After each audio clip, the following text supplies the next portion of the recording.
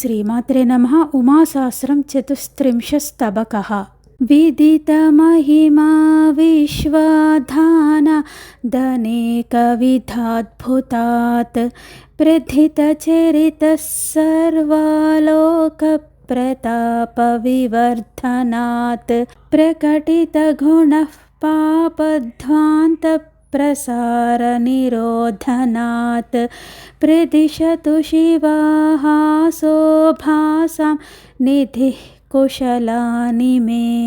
हृदि करुणया पूर्णा बाहुर्बलेन महीयसा पदकमलयोर्लक्ष्म्या भक्तैर्जनैरुपजीव्यया मुखसितकरे लावण्येन त्रिनेत्रदृशाम्बलं बहुविधधता काली माता वतात्पदसेविनं जगदधिपया सिद्धं दोग्ध्र्या धवोतरसज्ञया मुनिजननुतं देवी मन्त्रं जपेद्यदि मानवः अमृतजलधिभूतः पूतः प्रयोगविशेषवित् इह वसुधालोके धारा गिरामभिवर्षति इममभिमुखी भूता शान्तोदरी कमलालया हयगजघटा पूर्णाभ्यर्णं समेत्य निषेवते स विबुधमिदं विश्वं तस्य प्रयाति पुनर्वशं प्रथितयशसां सिद्धीनां चाप्यमुं भजतेष्टकम् सुविमलधियस्तस्य क्रोधाद् दृगं बुधुतद्युति रिपुजनवधो गण्डाभोगो भवेदुतपाण्डुरः सपदि भुवनव्याप्तं चाप्त्यैः प्रमाणपुरःसरं भणितमजरं भद्रं ज्योतिः परं हृदि भासते आदयमरभिः क्रान्ते राष्ट्रे त्वमीश्वरि रक्षिका सुमशरमुखैर्धूते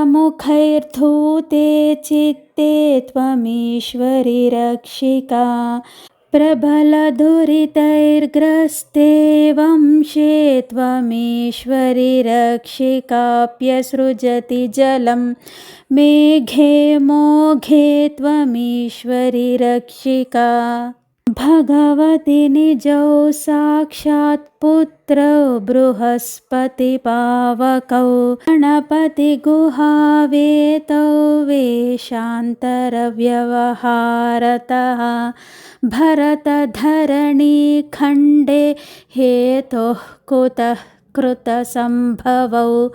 कलकलयुते काली देवी व्यधः कथयद्रुतं समयमयिते धृत्वा पादाम्बुजं रमणः सुतो गिरिवरगुहस्वान्तः शान्तो नयेद्यदि नाद्भुतं स्थलविरहतः स्वीयस्थाने किमत्र समागतो न वदसि कुतः कार्यं तस्मै कुलाचलकन्यके त्रिभणति चेच्छिष्यव्यूहे महाद्भुतसङ्गतिर्जननि रमणो योगी शान्तस्ततो बहुनो फलम् अमिततमया दृष्टे शक्त्या कदा सरणिं नये दपधपतितं धात्रीलोकं तदेव पदाम्बिके अहमिह कुतो हेतोर्जातो विषण्णतमे स्थले चरणकमलच्छायां मायाधिराग्नि विहायते परमकरुणो घोरः शापः किमेष सवित्रिते किमपि भुवि वा कार्यं कर्तुं नियोजितवत्यसि व्रजति विलयं स्नेहो दूरप्रवासवशादिति प्रवदति बुधः कश्चित् सत्यं प्रभाति तदम्बिके भगवति निजे कुक्षौ जातं दिवो धरणी गतं स्मृतिसरणितो दूरे करोषि यथा मम तु विमला हृद्या विद्या महेश्वरीया भवन् मनसि च परा चित्रशक्तिश्चिरन्तनीया भवत् वचसि च महाद्भाग्यं श्लाघ्यं यदीड्यत मे भवत् तदयि गलितं मत्तो वित्तत्रयं भवतो भुवि कृतमयि मया पापं घोरं सुकर्मसु संगिनां यदहमदयो विघ्नं नॄणां मुहुर्मुहुराचरम् अतिकटुफलं तस्याश्नामि श्रितो नरविग्रहं प्रमथनृपतेर्जाये माये जनन्यवमामिमं न भवसि दृशोर्मार्गे लोकाधिराज्ञिकुतो गिरो न च बहुकृपे स्वप्ने वा त्वं प्रयच्छसि दर्शनम् अपनयसि नो सन्देहं वा परोक्षकृपावशादपि सुरनुते लग्ना कार्यान्तरे किमुतादया नरवधि शिवे माहात्म्यं ते भणन्ति महर्षयो मनसि करुणानन्यूना ते यथा प्रथिताः कथाः तदिदमखिलं मिथ्या सादित्या साध्यामुदीरितुं यदसि विमुखी पुत्रे किं वा भवेदिह कारणम् भुवनभरणं नाल्पं कार्यं न देवि तव क्षणो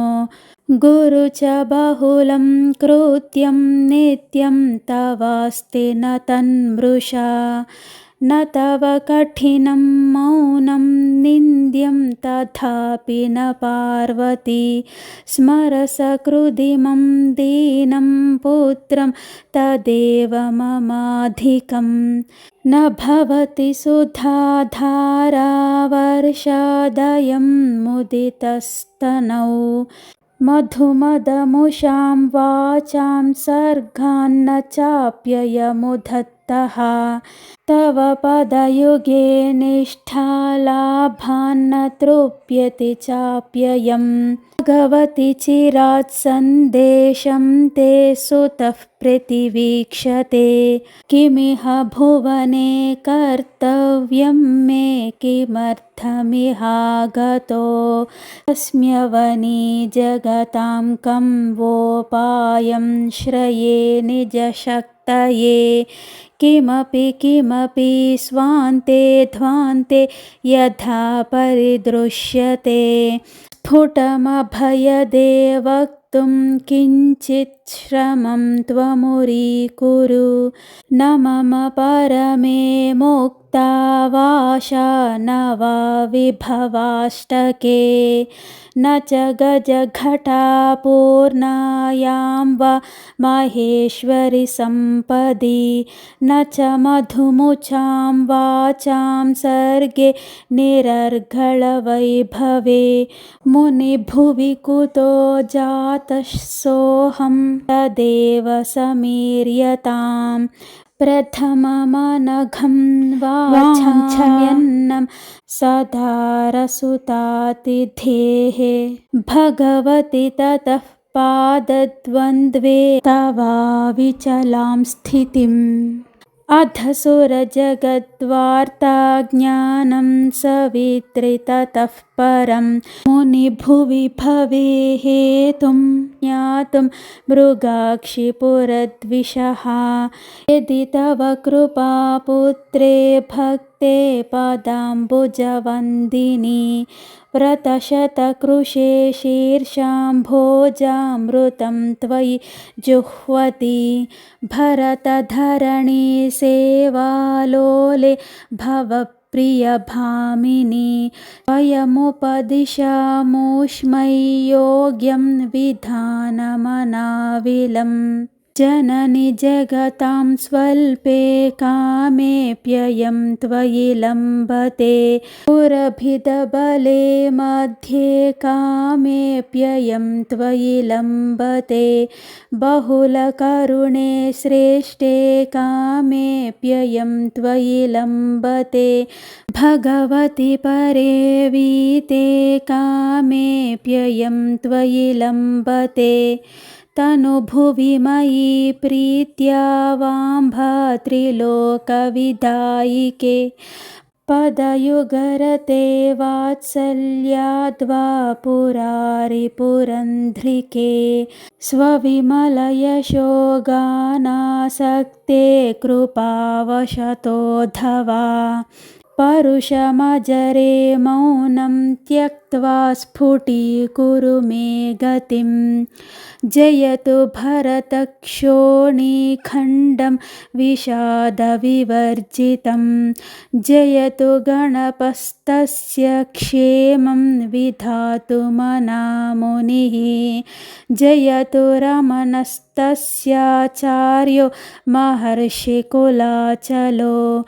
जयतु च तयोर्माता पूता महेशविलासिनी गणपतिमुनेरेषा भाषा विदां हृदयङ्गमा सुकविसुहृदशब्दैरत्युज्ज्वला हरिणी ततिः ललितचतुरैर्भावैर्यन्ति सुरूपवनान्तरं मदयतु मनः कामारातेर्निशान्तमृगीदृशः इति श्रीभगवान् महर्षि रमणास्ते वासिनो वासिष्ठस्य नरसिंहसूनोः गणपतेः कृत उमासहस्रे चतुस्त्रिंशस्तबकः समाप्तः। ॐ उमायै नमः। ॐ उमायै नमः। ॐ उमायै नमः। जय कामाक्षि। ॐ श्रीमात्रे नमः। ॐ श्रीमात्रे नमः।